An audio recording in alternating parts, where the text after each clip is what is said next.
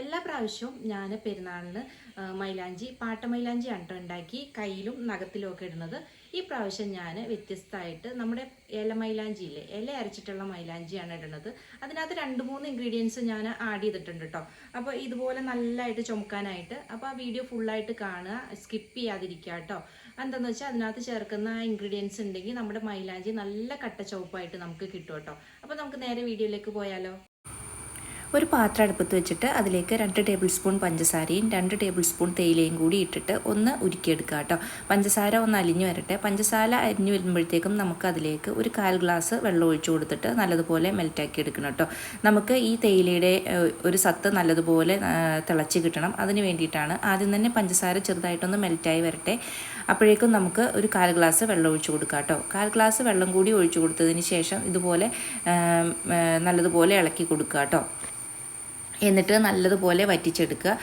ഈ ഒരു പരുവത്തിൽ നല്ലതുപോലെ വറ്റിച്ചെടുക്കുക കേട്ടോ. 1/4 ഗ്ലാസ് വെള്ളം ഒഴിച്ചു കൊടുത്തിട്ടുണ്ട്. ഇനി ഇതിൻ്റെ നമ്മുടെ തേയിലയുടെയൊക്കെ വെള്ളം നല്ലതുപോലെ തിളച്ച് ഇളകി വരട്ടെ കേട്ടോ. അതിലേക്ക് ഒരു 5-6 ഗ്രാമ്പ് ഇട്ട് കൊടുത്തിട്ടുണ്ട്. ഒന്ന് ചതച്ചിട്ടാണ് കേട്ടോ ഇട്ട് കൊടുക്കുന്നത്.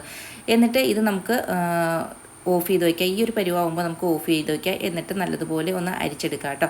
ഇങ്ങനെ അരിച്ചെടുക്കുമ്പോൾ നല്ല കളറിലുള്ള ഒരു ലിക്വിഡ് നമുക്ക് കിട്ടും കേട്ടോ.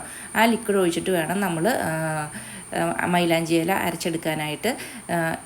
ഇപ്പോൾ കുറച്ച് വെള്ളം ഞാനൊരു 1/4 ഗ്ലാസ് വെള്ളം ഒഴിച്ചിട്ട് ഈ ഒരു പരുവത്തിലാണ് കേട്ടോ നമുക്ക് ലിക്വിഡ് കിട്ടിയിരിക്കുന്നത്. എന്നിട്ട് നമ്മൾ മൈലാഞ്ചി ഇല ഇതുപോലെ ഊരിയെടുത്ത് ഒരു മിക്സിയുടെ ജാറിലേക്ക് ഇട്ടിട്ട് അതിലേക്ക് ഈ വെള്ളം ഒഴിച്ചു കൊടുക്കുക.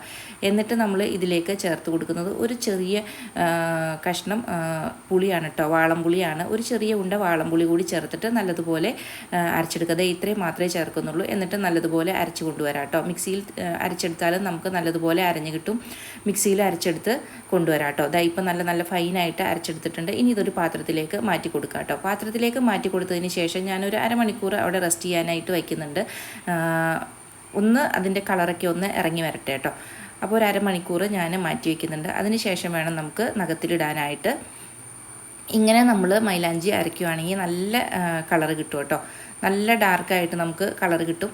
നമ്മൾ മൈലാഞ്ചി ഇടുമ്പോൾ രാത്രി നേരങ്ങളിൽ ഇടാനായിട്ട് ശ്രദ്ധിക്കുക കേട്ടോ. ചില മൈലാഞ്ചികൾ രാത്രി നേരങ്ങളിലാണ് നന്നായിട്ട് ചുമക്കാറുള്ളത്. അങ്ങനെ ഞാൻ രാവിലെ തന്നെ ഇട്ട് നോക്കുകയാണ് കേട്ടോ. കാരണം നിങ്ങളെ കാണിച്ചു തരാൻ വേണ്ടിയിട്ട് ഞാൻ ഇട്ട് നോക്കുകയാണ്. സാധാരണ നമ്മൾ എളുപ്പത്തിനായിട്ട് പാട്ടയിൽ മൈലാഞ്ചി ഉണ്ടാക്കിയിടും, അല്ലെങ്കിൽ നമ്മൾ ട്യൂബൊക്കെ മേടിച്ചിട്ട് ഇടാറാണ് കേട്ടോ പതിവ്. ഇപ്രാവശ്യം ഇങ്ങനെ ഒന്നിട്ട് നോക്കാമെന്ന് വിചാരിച്ചു. അങ്ങനെ ഞാൻ മൈലാഞ്ചി ഇട്ട് കൊടുക്കുകയാണ് കേട്ടോ. ഞാൻ വിരലിൽ തൊപ്പി പോലെയാണ് കേട്ടോ ഇട്ട് കൊടുക്കുന്നത്. കാരണം പണ്ടൊക്കെ ഉമ്മമാരൊക്കെ ഇങ്ങനെ ഇട്ട് കണ്ടിട്ടുണ്ട്. അതുകൊണ്ടാണ് കേട്ടോ ഞാനും അങ്ങനെ ഒന്ന് ട്രൈ ചെയ്ത് നോക്കുന്നത്. ഈ ഒരു ഐഡിയയും എൻ്റെ ഉമ്മ പറഞ്ഞു തന്നതാണ് കേട്ടോ. പഞ്ചസാരയും തേയിലയും ഇട്ടിട്ട് അതുപോലെ പുളിയൊക്കെ ഇട്ടിട്ട് അരയ്ക്കുന്ന ഒരു ഐഡിയയും എൻ്റെ ഉമ്മ പറഞ്ഞു തന്നതാണ്. അങ്ങനെയാണ് കേട്ടോ ഞാൻ അരച്ച് നോക്കിയത്.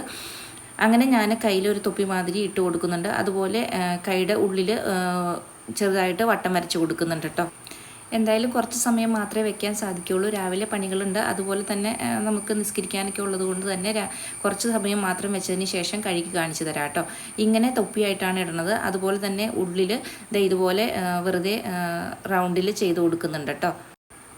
ഈ ഒരു രീതിയിലാണ് ഞാൻ ഇട്ട് കൊടുത്തിട്ടുള്ളത്. ഇനി നമുക്ക് ഒരു മൈലാഞ്ചിയുടെ ഒരു വെള്ളമൊക്കെ വറ്റി ഒന്ന് ചെറുതായിട്ട് ഉണങ്ങി കഴിയുമ്പോൾ ഞാനൊന്ന് വാഷ് ചെയ്ത് കാണിച്ചു തരാം കേട്ടോ. ഒരുപാട് നേരം വയ്ക്കുന്നില്ല. ഒരുപാട് നേരം വയ്ക്കാനുള്ള ടൈമില്ലാത്തതുകൊണ്ട് കുറച്ച് സമയം വെച്ചതിന് ശേഷം ഞാനൊന്ന് കഴുകി കാണിച്ചു തരാം കേട്ടോ. ഇപ്പോൾ ഒന്ന് ചെറുതായിട്ട് ഉണങ്ങിയിട്ടുണ്ട്. ഇനി ഒന്ന് കഴുകി കാണിച്ചു തരാം. ഈ ഒരു കളറാണ് കേട്ടോ നമുക്ക് കഴുകിയപ്പോൾ കിട്ടുന്നത്. കുറച്ച് സമയം വെച്ചപ്പോൾ തന്നെ നമുക്ക് ഈ ഒരു കളറ് കിട്ടുന്നുണ്ട്. അപ്പോൾ കുറച്ച് അധികം സമയം വെച്ച് കഴിഞ്ഞിട്ടുണ്ടെങ്കിൽ നമുക്ക് നല്ല കളറിൽ നമുക്ക് മൈലാഞ്ചി കിട്ടും കേട്ടോ. അപ്പോൾ ഇന്നത്തെ വീഡിയോ ഇത്രയേ ഉള്ളൂ കേട്ടോ. വീഡിയോ ഇഷ്ടപ്പെട്ടാൽ ലൈക്ക് ചെയ്യാനും ഷെയർ ചെയ്യാനും സബ്സ്ക്രൈബ് ചെയ്യാനും മറക്കരുത് കേട്ടോ. അപ്പോൾ ഇനിയും ഇതുപോലുള്ള നല്ല നല്ല വീഡിയോസുമായിട്ട് വരാം.